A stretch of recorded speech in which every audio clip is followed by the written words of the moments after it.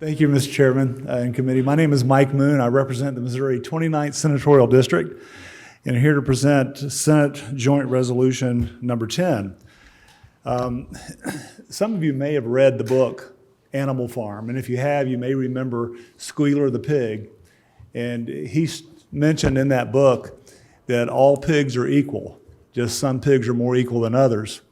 And I think we can put some everyday examples on that, like if you're a golfer, which I'm not a very good one, or a bowler, again, which I'm not a very good one, there are handicaps that are issued for those who might not be as adept as others. That brings to my mind the Electoral College. When you consider what the brilliance of our founding fathers and what they did to bring all the states more on a level playing field, I think Virginia was probably the biggest state in the colonies at the time. Today we have California, Texas, Florida, New York, Pennsylvania, Illinois. Those states probably could get together with maybe a few others and determine who the president might be. But because of the brilliance of the founders, they put together a plan that would allow them not to be the drivers and the sole predictors and electors of the President of the United States. So they developed the Electoral College, where all the states are put on a more concurrent level so that they can all have a part in that decision. In Missouri, we have kind of a similar disparity. If you're looking at it from the state level, now we bring it down to, or the national level, now bring it down to the state level, where we have Kansas City, St. Louis, Springfield, the three major cities, and their populations can, much in amongst themselves, drive elections and what might lose or win in those support levels. I found that about 55% of Missouri's population lives in metropolitan St. Louis and Kansas City. So Senate Joint Resolution 10 would require any constitutional amendment or new constitution to be approved by both a simple majority of the votes cast on the measure statewide and a simple majority of the votes cast in a majority of the state representative districts. So, and in addition to that too, no person shall be able to vote on any measure submitted to the people that amends, repeals, or replaces the Constitution, whether submitted through the initiative petition process by the General Assembly or by a constitutional convention, unless the person is a legal resident of the state of Missouri and that person is also a citizen of the United States. So back to the Electoral College model. If we used Missouri House districts, for example, there are 163 House districts, to pass a measure, you would not only have to have a simple majority, 50% plus one, but also a concurrent majority of at least 82 House districts. And so not only would populous cities continue to have their voices heard, but rural and suburban areas would also be provided an equal playing field by a concurrent majority. Voters in my district, the 29th Senatorial District, believe their voices are muted. And so a current majority would allow, as modeled in Senate Joint Resolution 10, their voices to be heard again. And so I think that in itself is, at least in my opinion, a fair representation of Senate Joint Resolution 10. And if there are questions, I'd be happy to answer. Are you going to hear them all and take questions later, Mr. Chairman?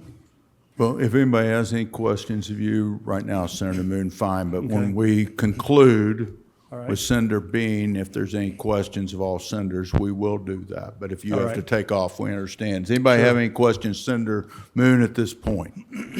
Yes, Senator. Good afternoon, Senator. Good afternoon. I sure like it when we're on the same page, but here we go again with something that obviously. Which page are you on, Senator?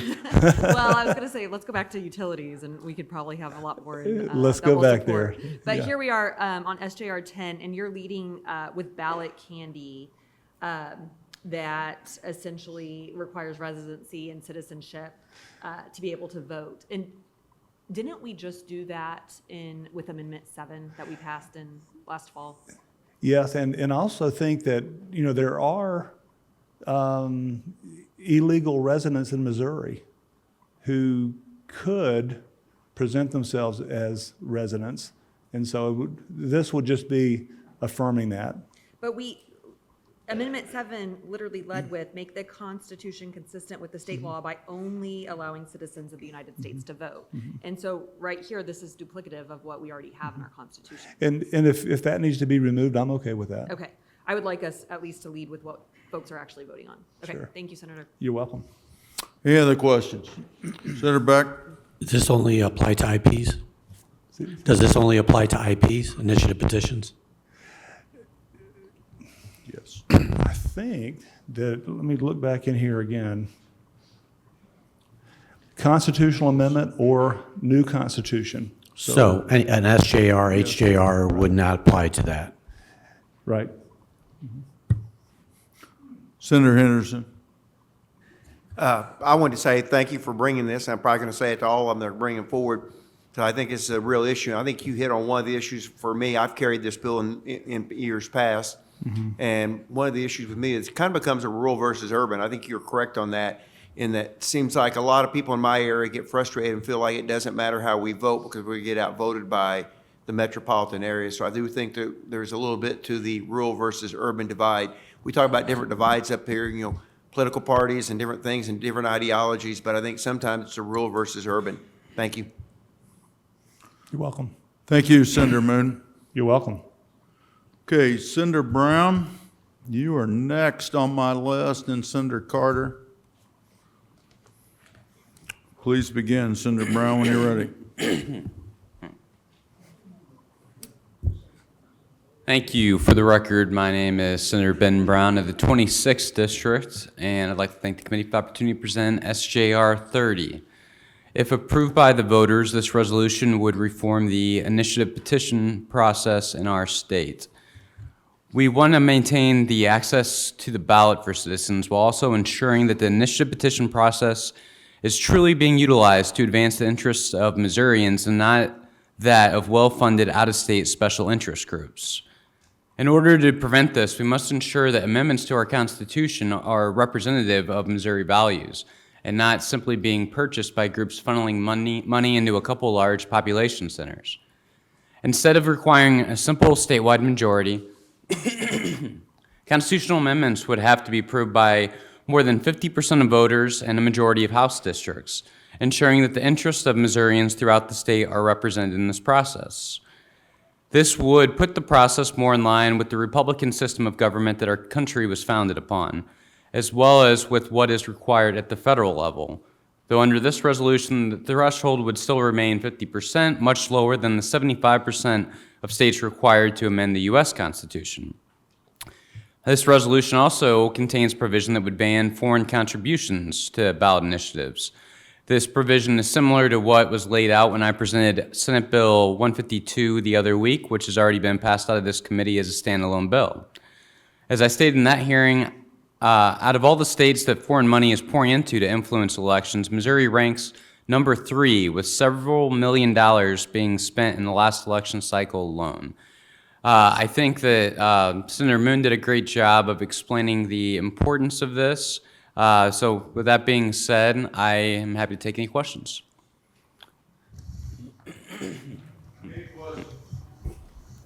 Senator Nuremberg. Thank you. Hi, Senator. Hey. I'm still waiting for a hearing where we don't have to hear one of your bills, but here we go again. One of these days. Okay, you have something different in your SJR with the public comment requirement. Is that in the sub that was Oh, distributed? maybe it's not. I'm looking at. Is it still in the sub? I don't believe it is.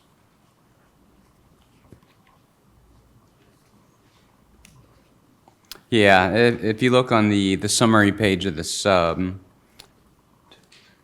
the fourth bullet point there.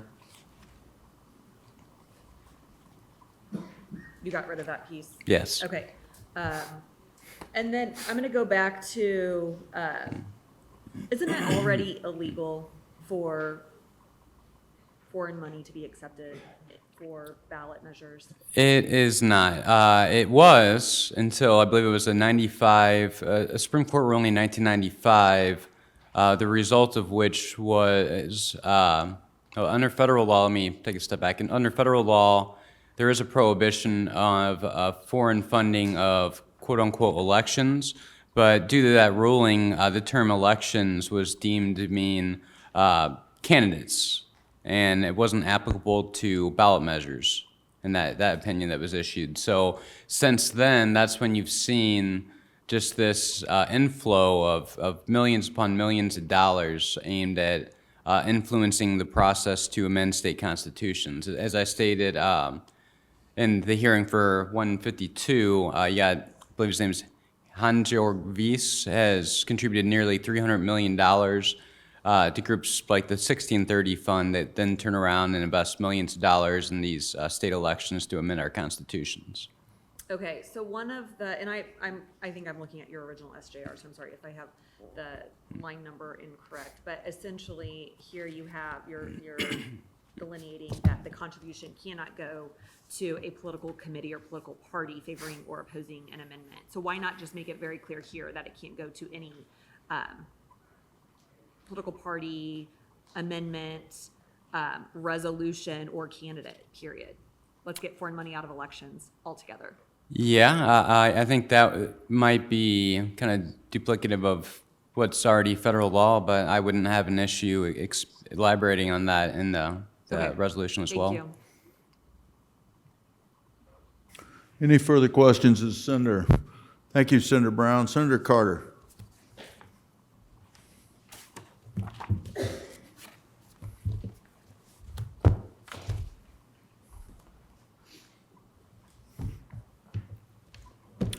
Thank you, committee members. Senator Jill Carter, representing the 32nd District. This is SGR 47. It's very similar to the proposed amendments that legislation that we've just heard from Senator Moon and from Senator Brown. More identically aligned with Senator Brown's language. If you need me to explain any more, I'm happy to do that, but just for sake of time, turn it over to questions if you have any. Any senator have any questions of Senator Carter? Thank you, Senator Carter. All right, thank you. Senator Bean.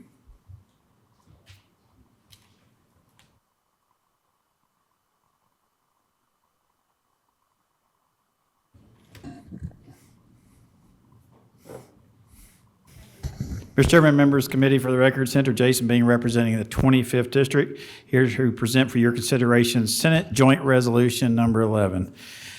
It's been a priority of the majority party over the last few years to get initiative petition reform across the finish line, but we've been unsuccessful so far. Many previous efforts focused on the ratification process and increasing the threshold for approval. I've decided to take a different approach so we can have a conversation about the steps to put a petition on the ballot. Currently, the Missouri Constitution requires the initiative petition seeking to amend the Constitution to gather signatures to 8% of the legal voters in each of the 2/3 of the congressional districts. Initiative petition seeking to propose laws to gather signatures equal to 5% of the legal voters in 2 out of the 3 congressional districts.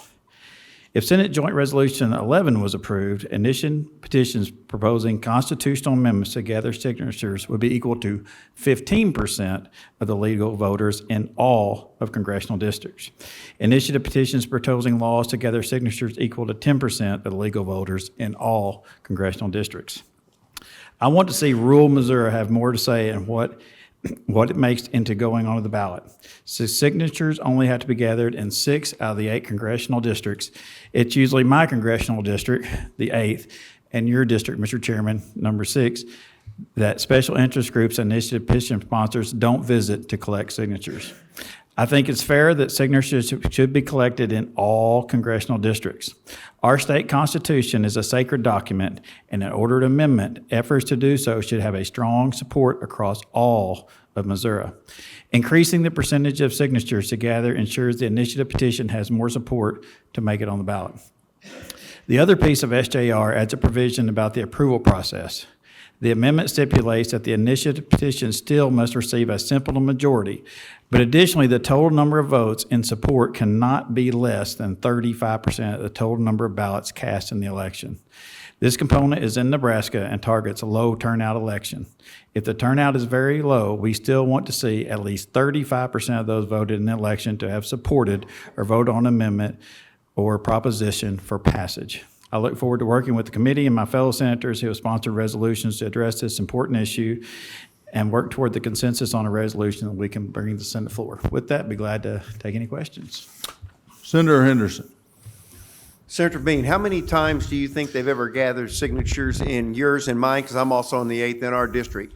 I can't think of a time, so. I've actually looked it up one time, and I've never been found a record where they ever even came down there. No, very, very frustrating. And so I hear from my constituents sometimes that they're very frustrated. They don't even think they're a part of the process, and it doesn't really matter. But thank you for bringing this. Anybody? Senator Nuremberg. Good afternoon, Senator. Good afternoon, how are you? I'm doing just fine. I think you probably win the prize here for the resolution with probably the most impossible threshold to pass. Are you aware of any of the initiative petitions that have passed with that 35% of the total ballots cast? I'm not, I'd have to look into that and see. Like I say, that we patterned that off of Nebraska, so. Okay. And I'm not aware either. That is an almost impossible threshold. And again, I think it would lead to a large delay in tallying total votes to see if something had passed or not. But that's a difficult one for sure. Okay. Maybe some of our witnesses can speak to that. Thank you, Senator. Any other questions of the senator? Seeing none, Senator. All four senators. I said at the end of this, I would ask anybody on the committee, do you have a question of any of the four now? Senator Nicola? I don't have any question, but I would like to, Mr. Chairman, just make a comment. I just want to thank all the senators for working really hard on this. I like a lot of provisions in all of these bills, and I think we need better representation, more fair representation across the state. So I just want to thank you very much for your hard work on this issue.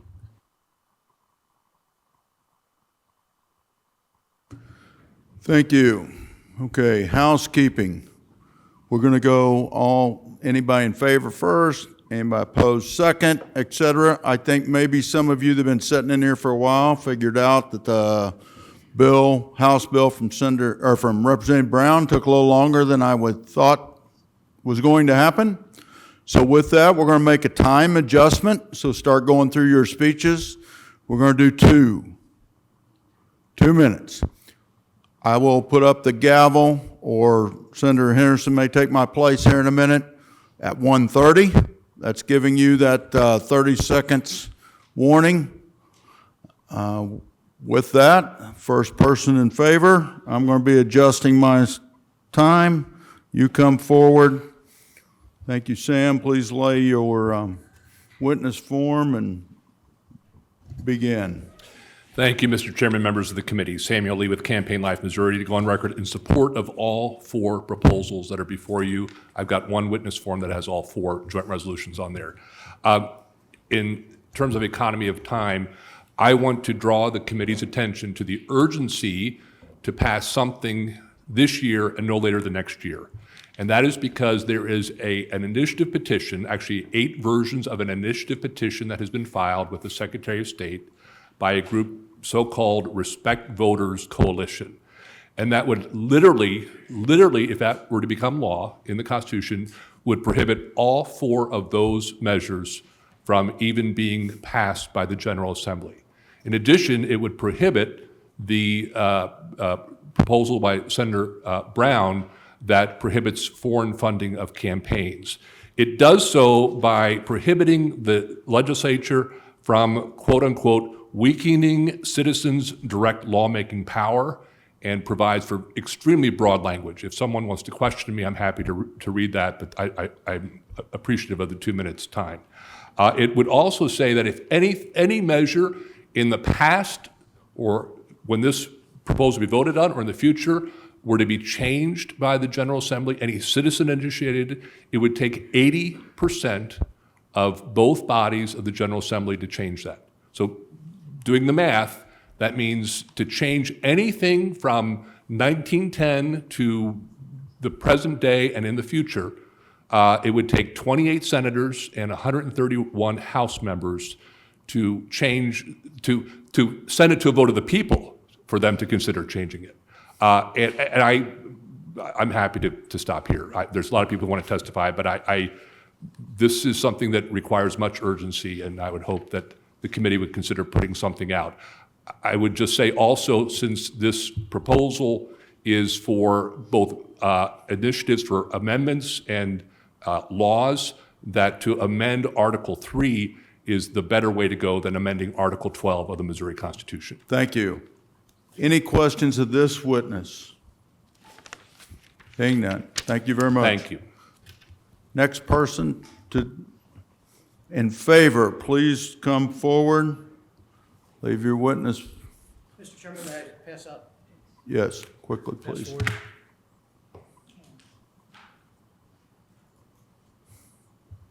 I'm happy to go this late in the process, Mr. Chairman, because I haven't seen you throw that gavel once. It makes me feel more comfortable. For the record, my name is Ron Calzone. I'm one of the directors of Missouri First, and although I like elements in all four of the SJRs that have been presented, I'm here particularly to testify in support of SJR 10 and 47. And I'd like to point out, let me just start with this handout. If you go to the centerfold of the handout, you'll see what's required in each of the 50 states for both ratifying amendments to their constitution and also for the legislature proposing amendments to the Constitution. So the right-hand column in pages 6 and 7 show what legislative action is necessary to propose an amendment. And what you'll see is 72% of the states require some supermajority vote of the legislature just to propose an amendment, just to put it on the ballot. And I say that to make this very important point about what I think is an essential element in whatever we do for ratification reform. That is to make sure that it applies the higher bar, which we need. The higher bar applies to any proposed amendment, whether it's proposed by the legislature, the initiative petition process, or if it's proposed by a constitutional convention. It needs to, contrary to what my friend just testified, it needs to be in Article 12 if you want to also protect against amendments through the constitutional convention process.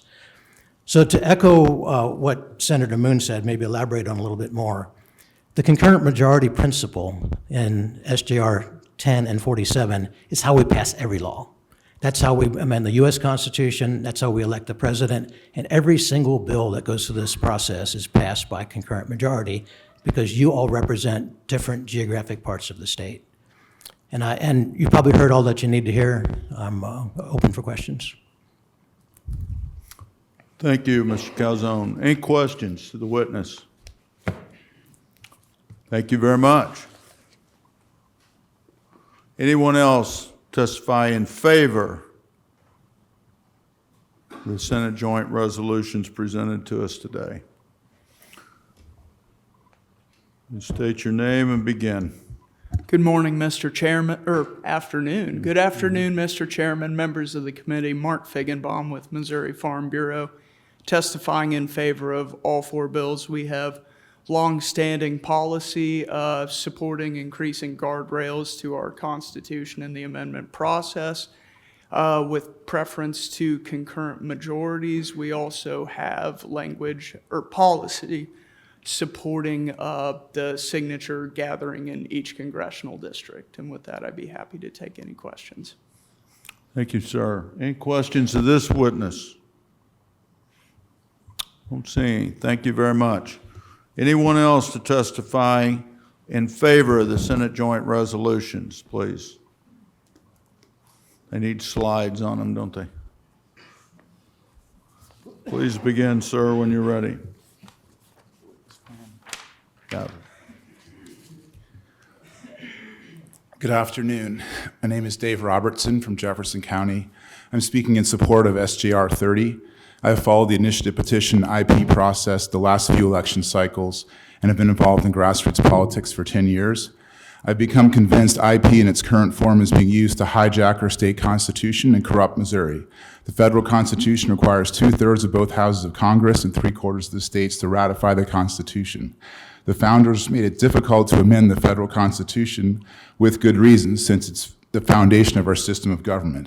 In contrast, Missouri requires a simple 50% plus one vote to amend our state constitution. Currently, the initiative petition process is being abused as a vehicle to circumvent supermajorities in the House and Senate and to further an agenda that is at odds with the vast majority of our legislature and most people of this state. Groups outside Missouri and outside the country are pumping in millions of dollars to, one, pay people from outside Missouri to collect signatures to get an initiative on the ballot. Number two, word the initiative petition in a dishonest and manipulative way to hide the true intent of the petition and trick citizens into voting for something they don't fully understand. For example, using wording like establishes a constitutional right to make decisions about reproductive health care when it really means the right to get rid of babies. Number three, pump millions of dollars into advertising blitz to lie to the voters about the nature of the petition. In the last few years, the initiative petition process has given our state legalization of marijuana, full-term abortion on demand, transgender surgeries for minors, and so on. Some will say this is democracy, allowing the people to vote by a simple majority. However, we are not a democracy, we're a constitutional republic, and that's the citizens vote. Citizens do not vote on the laws, they vote for representatives who vote in the laws. So I think the IP process now, as it stands, violates this principle of Republican government. Thank you. Thank you, sir. Hold on just a moment. Any questions of this witness? Seeing. Thank you very much, sir. Thank you. Anyone else in favor? Please come forward. State your name and begin. Chairman Black, members of the committee, my name is Bev Aylen. I'm going on record for Liberty Link Missouri, or Warren County Republican Committee, and even the Republican Association for Central Committees. We are in support of making it more difficult to, so we're in support of 10, 30, and 47, making it more difficult to ratify, to change our constitution by adding an amendment. However, we are stuck with the Citizens Initiative petition process, as the previous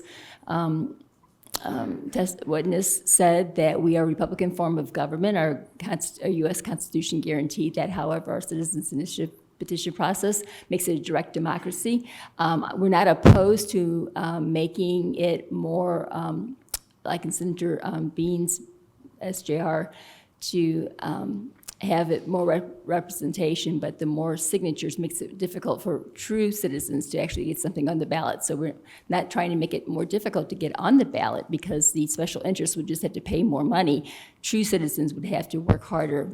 So we are opposed to making it harder to get on the ballot, but not opposed to making it across the state, just like the Electoral College approach to the making the amendments to the Constitution. Thank you. Any questions of this witness? Seeing none, thank you very much. Anyone else to testify in favor of the joint resolutions? Please state your name and begin. Lisa Panett with Armor-Vine, and we just want to voice our support for SJR 10, 47, and 30. That's all. Thank you. Anyone else, or any questions? Excuse me, ma'am. Any questions? Thank you very much. Anyone else to testify in favor of the joint resolutions? Okay, last time. We're going to begin opposition. First one testify in opposition of the Senate joint resolutions. Please state your name and begin. Thank you, Mr. Chair, members of the committee. My name's Denise Lieberman. I'm the Director and General Counsel of the Missouri Voter Protection Coalition. We're a nonpartisan state table of voter advocates who work to ensure that voting is free, fair, and accessible to all Missourians. We are testifying today in opposition to all 4 SJRs. At the beginning of this hearing, Senator Moon talked about the importance of fairness, and I would suggest to you that's exactly what we need to speak about today. the various concurrent majority thresholds offered by these bills would create an unfair system in which some votes weigh more than others. Indeed, votes from smaller districts would carry greater weight than votes from larger districts under those provisions. Missouri's more than century-long citizen initiative process has a proud history of allowing citizens to engage from all spectrums of the political spectrum, from conservative to liberal to everything in between. But the thing that has marked the success of our century-long citizen initiative process is the majority rules. And that's how we elect representatives to sit in this body. That is how we vote on things that citizens care about. These measures are particularly important to allow citizens to raise issues themselves. If we want a more engaged electorate, an electorate that is encouraged to discuss issues with one another, we need to maintain Missouri's citizen initiative process intact. Finally, I will state that there is a lot of ballot candy in these proposals, from the citizenship language to the language banning foreign funding. Missouri's Constitution does already explicitly ban any campaign committees, as well as campaigns and political parties, from knowingly accepting any contributions from non-U.S. agents, foreign governments, or others. Thank you. Any questions of this witness? Yes, Senator Nuremberg. Hi, Denise. Thank you for being here. Obviously, especially last year and the year before, we talked a lot about one person, one vote, and how this gives a disproportionate share of the vote to certain folks, where my vote in the 5th congressional district simply would not count as much as somebody's vote, same one person's vote in the 8th congressional district, for example. Right. But one of the things so obviously, I have grave concerns about concurrent majority. But one of the things that in Senator Bean's resolution is that threshold to pass at least 35% of total ballots cast in the election. Would you speak a little bit to how problematic that could be and how that could differ based on what type of an election it is, whether it's a presidential election during a presidential year versus a special election that's called in June?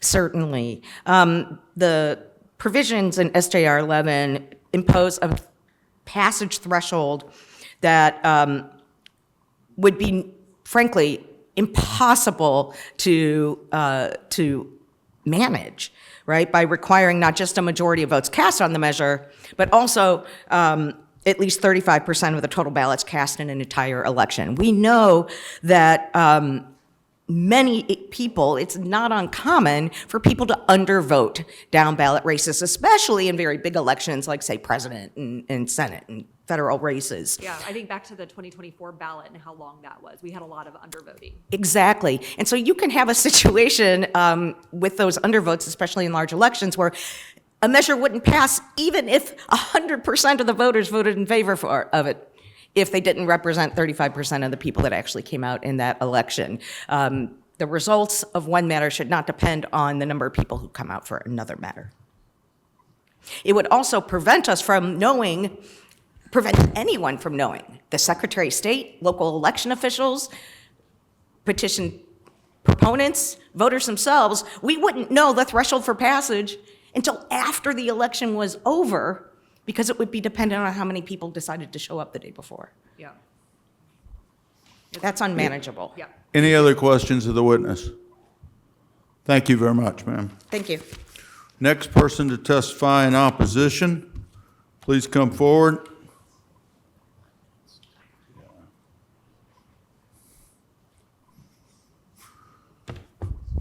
Bet you have a witness form. I do.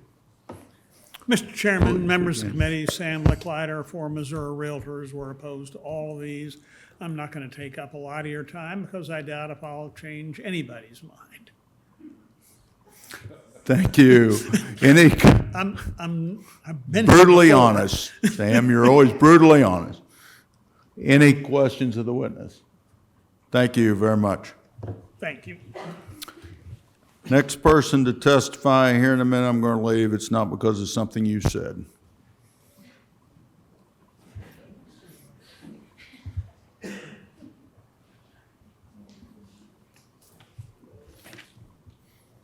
Good afternoon.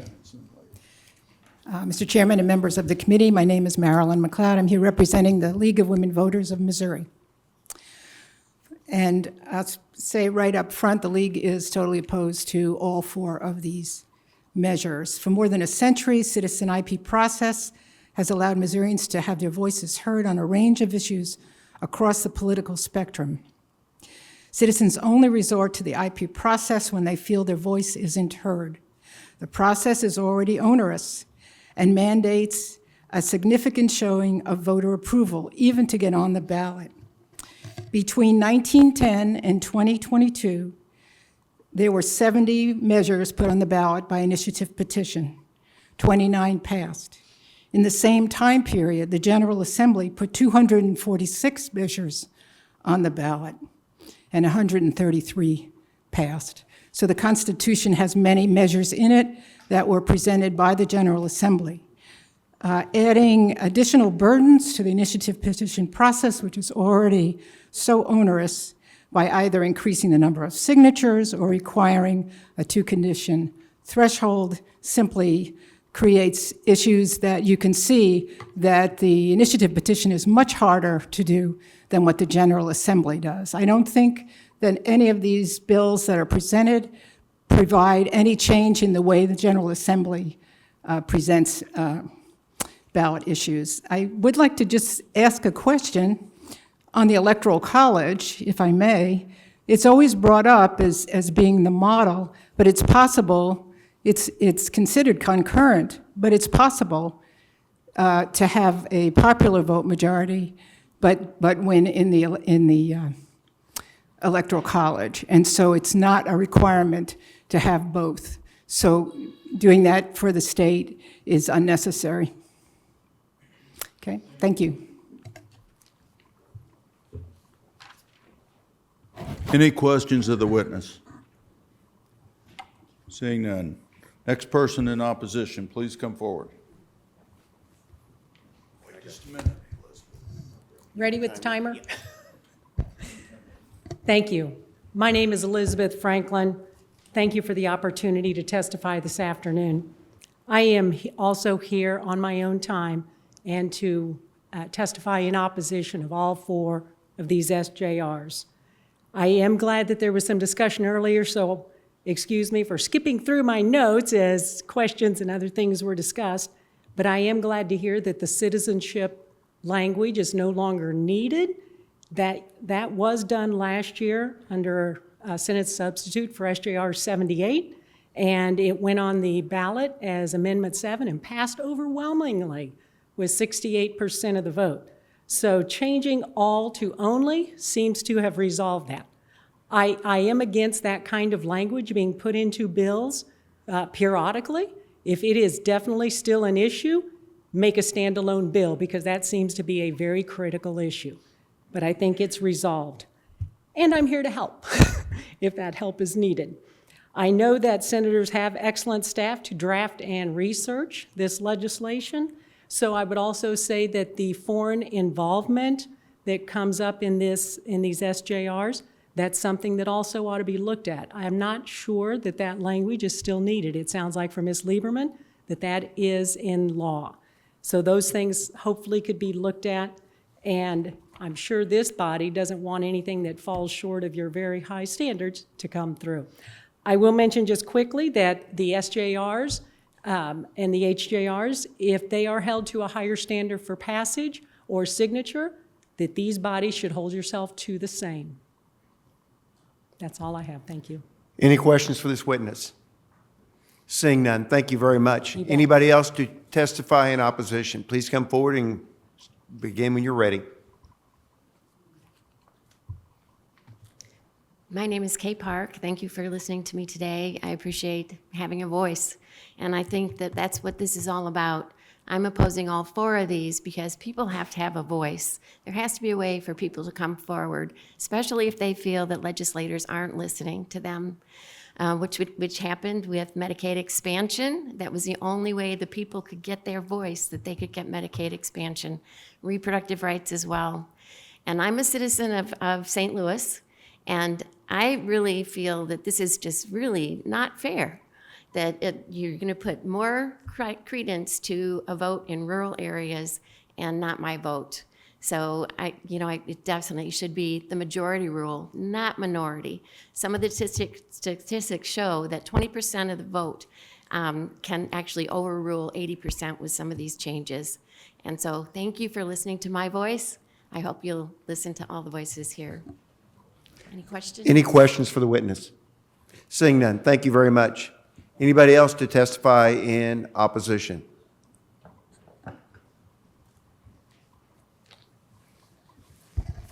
Mr. Chairman, members of the committee, my name is Jeff Smith. I'm representing the American Civil Liberties Union of Missouri.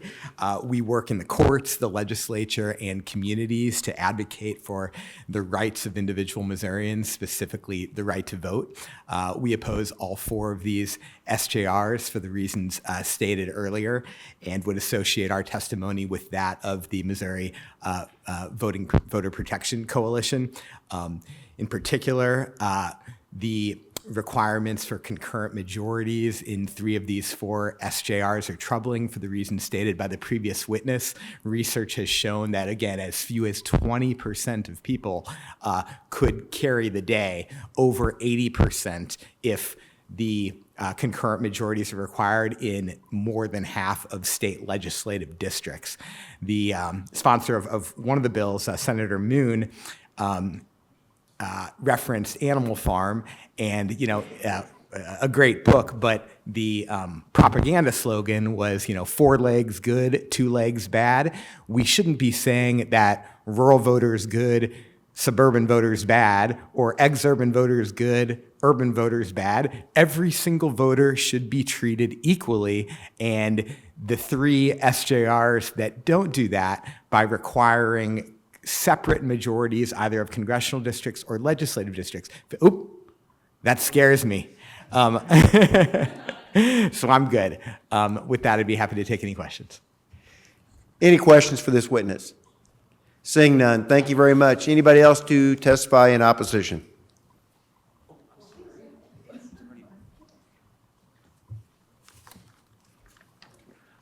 I did one form for each. Otto Fajan on behalf of Missouri NEA. I think it was the same committee last year, really coming from the same observation we shared last year. It's understandable that we have seen that when we elect people who run on a partisan basis, and you have a majority and each party clusters around a set of issues, it's going to sometimes happen that the electorate in general, they have to make a choice, but on each particular issue, they get to have their opinion. And it might be that the majority of Missourians aren't in alignment with whichever majority party might have. That being said, the Constitution is smart enough in Article 3 to comprehend that the people should reserve the right to enact laws independent of the General Assembly. Now, if you think that the problem, if you observe correctly that there's been a lot of constitutional amendments adopted in recent years, and many of them are quite lengthy and detailed. If you think that's the problem, we would suggest maybe if you take a step back, that might be a symptom. And the problem might be that there's a lack of faith. The people recognize that there are occasionally issues where they're in a different place, but there's a lack of confidence in the use of the statutory IP, which used to be used more often. But when they bother to collect many signatures, it's a lot of work. It takes a lot of money and time to put into building a coalition and having something brought forward.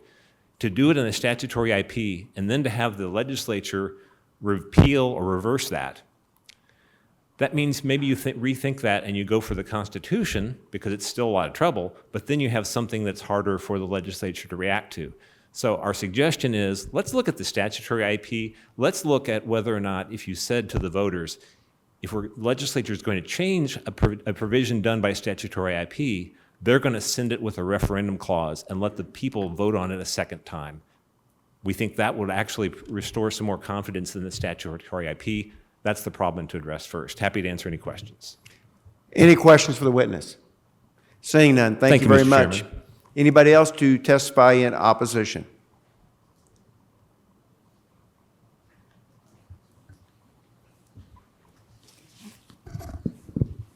Thank you. My name is Nancy Saccone. I'm a Missouri constituent and voter. I'm just a regular person. I agree with all the testimony against all 4 of these SJRs that we've already heard. Rather than reiterate those arguments, I'll just share. As a regular citizen, I've volunteered for multiple IP campaigns that have been popular enough with the people to pass. Again, putting in policies that we Missourians really felt we really needed for our state. I've volunteered both collecting signatures. I volunteered also with outreach, talking to voters, letting them know what the issues are once something gets on the ballot. I know from personal experience that this process is already very rigorous. It's very difficult and appropriately so. I would be very sorry to see any of these provisions that are trying to make this process harder for the people of Missouri to, again, enact policy that they feel they need. And I also wanted to add, I'm thankful for this time to be here to testify with you. I'm taking time off work. I work a demanding full-time job in addition to my personal responsibilities. So I'm also just going to add, I'm against these 4 SJRs. Other provisions that may come up in future that are similarly going to harm our longstanding IP process, I'm also against, and if I'm not able to make it here to testify in that way, just please remember my voice for those provisions also. So again, I ask you not to proceed with these SJRs and listen to the testimony we've heard today. That's all I have to say, but I'm happy to take questions. Any questions for this witness? Seeing none, thank you very much. Anybody else in opposition?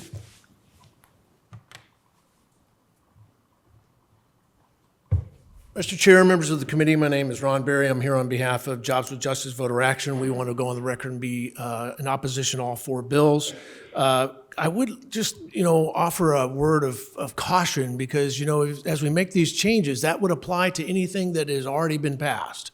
So keep that in mind. Also, I'd like to remind you that the money that comes into the state stays in the state. It's spent here. So however much money is spent on an initiative, it goes right back into the state. The other thing that I would like to address is that although the 6th congressional district, the 8th congressional district may not be the total that is turned in, signatures are collected in every congressional district across the state. And I'd be happy to show you proof of that. Any questions for the witness? Seeing none, thank you. Anybody else to testify in opposition? Seeing none. Anybody for informational purposes only? Seeing none. Do any of the 4 senators have anything they want to say before the committee? Seeing none. Seeing no other business before the Committee on Local Government and Pensions, I move that we adjourn. Do I have a second?